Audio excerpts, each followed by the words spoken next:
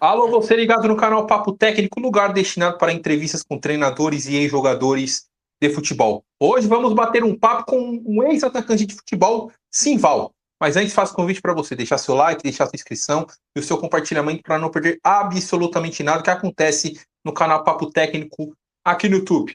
Bom, Simval, quero te agradecer por ter aceito o convite para a gente falar desse recorde que já se passaram 35 anos como o maior artilheiro de uma só edição de Copinha que, por enquanto, ainda não foi batido. Oh, bom demais voltar a falar com você, Luiz. Eu fico na expectativa, né? Chega no mês de janeiro e a gente fica esperando ver se a garotada bate o recorde, né? Eu acho que esse ano, entre aspas, foi o pior momento da Taça São Paulo. Eu acho que eu nunca vi uma Taça São Paulo com um índice assim de técnico tão ruim. Conseguiram fazer 6 gols, quem fez mais gols, os mesmos números de jogos. Não vi com bons olhos isso aí, na qual nós temos que rever, principalmente as nossas categorias de base, porque nós estamos deixando de ser campeões nas nossas seleções já na base. Então, abre-se o alerta, se acende-se o alerta, né? Para que a gente, onde é que nós estamos errando, para que a gente não tenha, de repente nós não estamos olhando para justamente para essa garotada. Simval, é justamente sobre isso que eu quero começar falando com você. O seu recorde foi iniciado em 91, Portuguesa, que foi campeã fazendo 32 gols naquela edição, você fez 12 gols, e desde lá ninguém conseguiu passar esse recorde. O Carlinhos, em 2017, Carlinhos, que estava no Corinthians, depois jogou no time do Flamengo, chegou próximo. O Rian Francisco, no ano passado, também ficou próximo de passar o seu recorde. Mas nesse ano, como você disse muito bem, a artilharia foi bem dividida ali, um jogador do Bragantino, um jogador de São Paulo com 6 gols. Queria que você falasse sobre essa questão, né, desse trabalho que precisa ser já feito na base para que esse recorde no futuro possa ser batido. Eu acho que eles precisavam valorizar mais, principalmente o profissional que trabalha na base. É ele que vai ensinar ao drible, ao domínio, ao passe, ao cabeceio. E esse profissional é o profissional mais desvalorizado que tem, é o que faz o infantil, que faz o dente de leite, né, que em relação a isso. E escolher também melhor esses profissionais.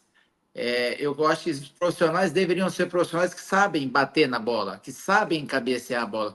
Não os profissionais que têm a teoria, os acadêmicos. E o que está acontecendo muito dentro do futebol é que, principalmente para a base, tem os acadêmicos, os estudiosos que você vai ensinar sem saber como se faz, né? Então, primeiro nós temos que tomar providência em relação a isso. E também que o ex-jogador que grita sempre que quer a sua oportunidade, que ele se prepare para isso. Porque não é só querer. Você também tem uma didática, você tem que saber se você tem condições, se você tem, por exemplo, no meu caso, eu não poderia trabalhar com garotos de 15 anos, de 13, de 12 anos, que eu não tenho a didática, eu não tenho a paciência para isso. Você precisa também ter isso.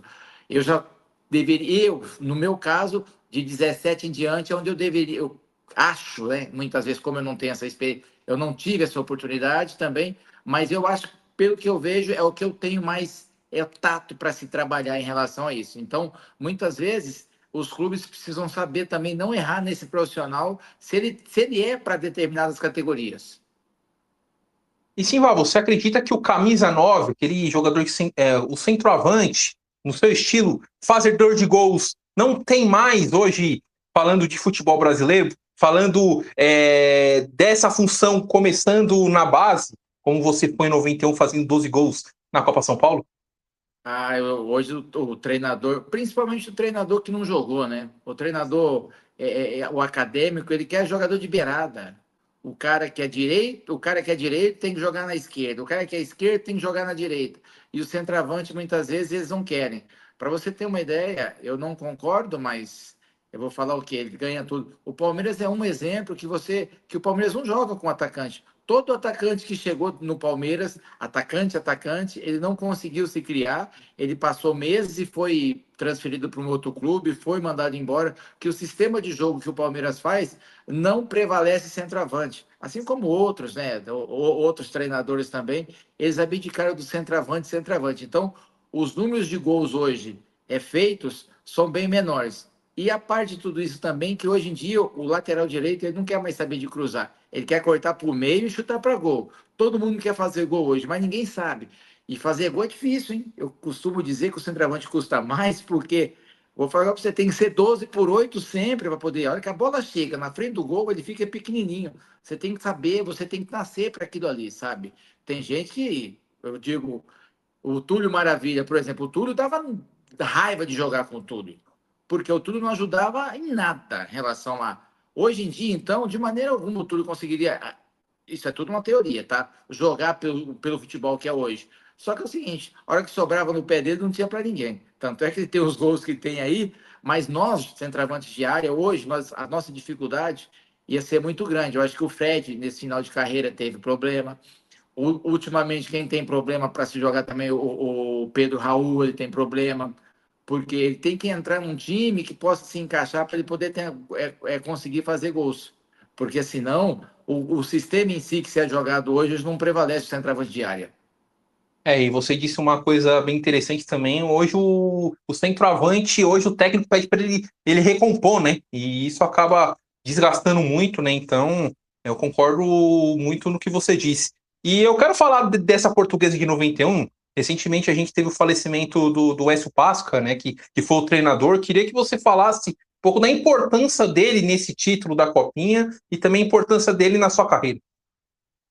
O Écio, ele veio para poder demonstrar para a gente que não era só futebol. Futebol nós tínhamos. O Écio foi o nosso pai, o nosso comandante, que fez com que nós aprendêssemos a respeitar um ao outro. Nós sempre tínhamos um grande futebol, como Denner, Tico, eu, Pereira, Carlinhos, só que a gente não se respeitávamos e nós éramos muito individualistas. Vou te dar como exemplo, o primeiro treino do Écio, ele acabou com 5 minutos, porque a gente começava a brigar de um jeito que a gente não se respeitava. Então, nós perdíamos para nós mesmos. Então, a primeira coisa que ele fez, ele foi um treinamento com 5 minutos, o outro com 10, o outro com 15. Nós éramos tão folgados e tão indisciplinados que nós falamos assim, ó, você não vai parar o treino, nós vamos mandar você embora. Olha que ponto nós chegamos. O Écio sentou, falou assim, olha, vocês não vão mandar ninguém embora. Vocês vão aprender a ser homens para depois, porque aqui ninguém realizou aquilo que está proposto. Vocês têm condições, mas ainda vocês não são o que vocês querem ser. E ele demonstrou com a simplicidade, com o trabalho, que nós estávamos errados. E coisa simples, sabe? Ele falou assim: ó, me dá uma oportunidade de mostrar para vocês o tanto que vocês estão errados, e com esse caminho vocês não vão chegar.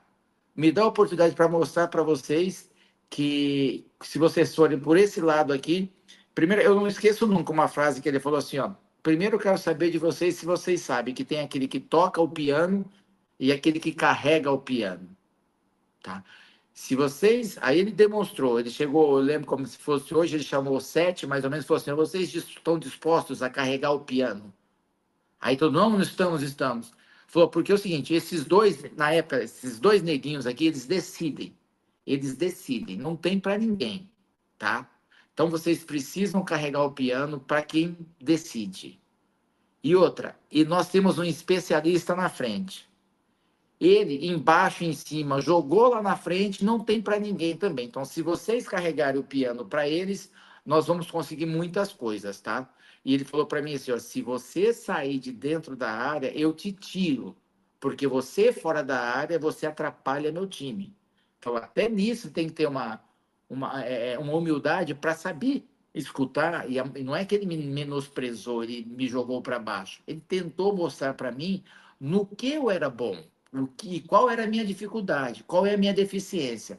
Então, ele foi mostrando para cada um a sua deficiência, e nós aceitamos, e por isso que as coisas deu certo. Então, ele foi primordial para que a gente pudesse ganhar e virar um atleta profissional de futebol, que era o sonho de todos. E, Simval, agora, para a gente encerrar esse assunto português, eu queria que você falasse um pouco do momento atual que vive a Portuguesa que se transformou em SAF. Portuguesa que recentemente venceu o São Paulo no Morumbi e depois acabou perdendo no Canindé para o Guarani. Eu estava presente nos dois jogos, trabalhando. E queria que você falasse o que você acha desse passo que a Portuguesa está dando como SAF, e o que você espera da Portuguesa no futuro?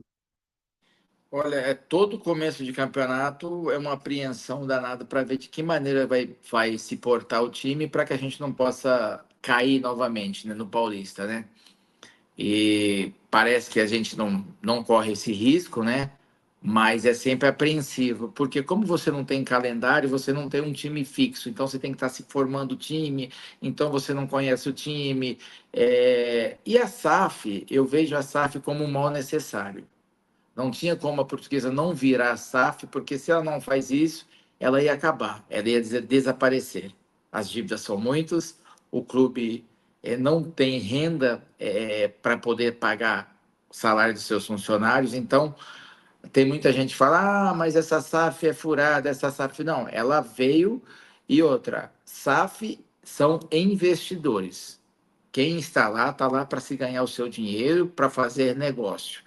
E eu acho que para a Portuguesa, para o próprio Botafogo também, que eu tenho uma identidade tão grande, foi uma solução para que não fechasse as portas. É o meu modo de ver, entendeu? Bom, Simval, você tocou no Botafogo. Falar de Botafogo, recentemente, 2024, o Botafogo foi campeão da Libertadores, mas no primeiro título internacional, quem ganhou você estava presente, que foi a Conmebol de 93.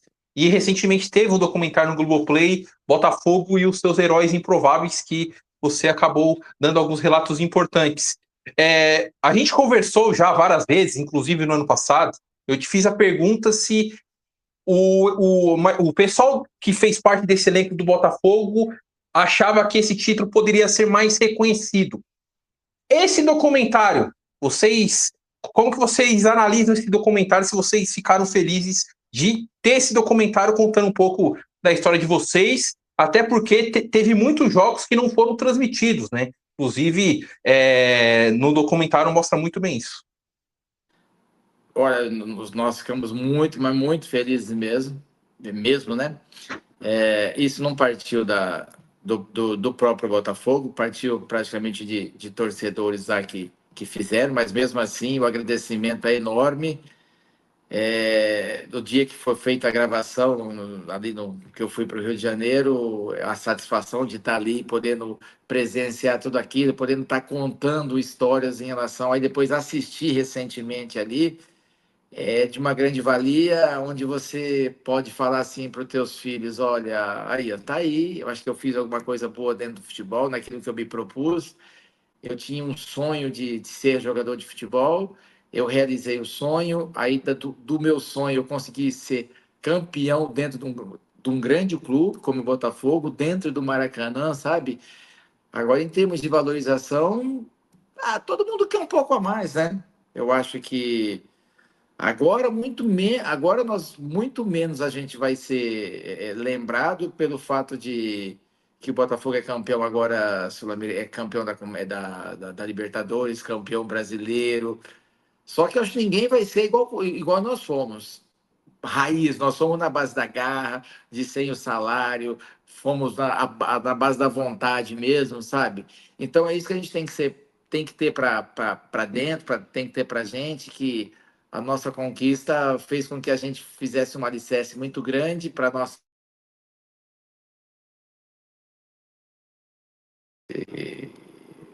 Entendeu? Tocou, desculpa aí. É uma satisfação muito grande em relação a tudo isso, mas que a gente precisa, queria mais da parte do Botafogo, isso com certeza, um reconhecimento maior, porque eles falam muito de 95, não tirando mérito de maneira alguma do título brasileiro de 95, tá? Mas nós, principalmente o torcedor, ele nos deixa nós mesmos com um patinho feio. Ô, Simval, você acredita que esse reconhecimento do Botafogo poderia ser na questão do Botafogo tentar ir atrás da Conmebol para fazer esse título da Conmebol se transformar em um título também de Copa Sul-Americana? Eu escutei alguma coisa assim que eles iam unificar, ia fazer uma coisa só, né? E nós íamos entrar nisso.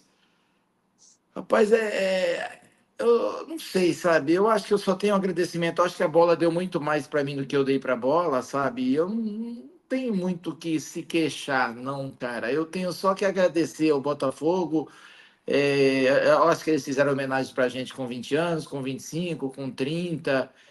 Eu não sei se vai mudar alguma coisa, não, sabe, em relação a isso. Eu tô satisfeito, cara, mas aí tem muitos amigos meus que participaram junto comigo que tem alguma mágoa, que não aceita da maneira que é, mas a vida é assim, cara, a vida é feita que não é quem.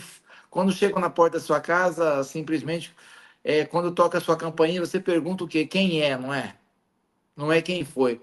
Mas aí tem aquela coisa, para o Botafogo ser grande hoje, ele dependeu muito de quem fez o seu passado brilhar, né? Então tem muito disso. Mas eu espero que os torcedores aí. Eu só tenho agradecimento, eu não tenho queixas, não, sabe? Mas se tivesse um pouquinho mais, seria bom. Ô, Simval, para a gente encerrar esse assunto de Copa Comembol, você foi artilheiro da competição com 8 gols, e o que chama a atenção foi os seus 3 gols de falta durante a competição contra o Caracas, né? Um jogo que não foi televisionado, né? Só tem os relatos durante o documentário 1-0 fora de casa. Depois tem o gol também na derrota com o Atlético Mineiro, que aí o Carlos Alberto fala que você tinha feito o gol da classificação e o gol na final. Queria que você falasse um pouco desse jogo da semifinal, esse jogo que o Atlético Mineiro foi melhor que o Botafogo, venceu por 3-1. Você fez o gol de falta e o Carlos Alberto chegou no vestiário e disse para você que tinha sido o gol da classificação. Ô, Luiz, e tem aquela coisa, eu não batia falta, não, tá? Nós estávamos lá na Venezuela e aí a bola, nós não conseguíamos chegar no gol do Caracas, o Caracas não chegava no nosso gol e saiu uma bola no meio campo assim. Eu falei para o Sueli, segura a bola aí que eu vou chutar. Ele falou, mas você é louco, tá muito longe. Eu falei, que se dane. E naquela época eu chutava, hoje em dia não, mas eu chutava muito forte, sabe? Então dava umas cacetadas bem fortes. Rapaz, eu peguei a bola, mas a bola entrou na gaveta de um jeito. Daquele dia em diante, o Carlos Alberto falou que eu era o cara para bater bola e para chutar a falta. E realmente as coisas as coisas foram acontecendo. Sabe aquela frase ali? É tipo o burro carregado de açúcar. Começou a coisa a funcionar e a coisa foi muito parecida lá no jogo contra o Atlético. O time do Atlético muito bom, que eu tiro ali como já a nossa final antecipada pela qualidade que tinha o Atlético. Nós tomamos 1-0, aí logo em seguida eu ajeitei a bolsa, ela falou, mas você tá louco mesmo, hein? Daqui? Eu falei assim, cara, a fase tá boa, deixa eu aproveitar. E eu colocava sempre o bico pro meu lado, assim, rapaz, aí eu bati, a bola fez aqui, na mão do goleiro, desviou, bem na hora que a bola tava na mão dele, e eu fiz o gol de falta, né? E nós perdemos de 3-1, aí depois essa surpresa do Carlos Alberto me encontrar dentro do jogo, né?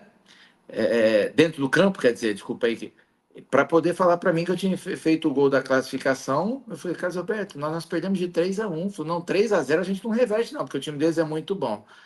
E aí, não só porque essa confiança, a semana toda ele passando essa ideia para nós, para a gente comprar a ideia.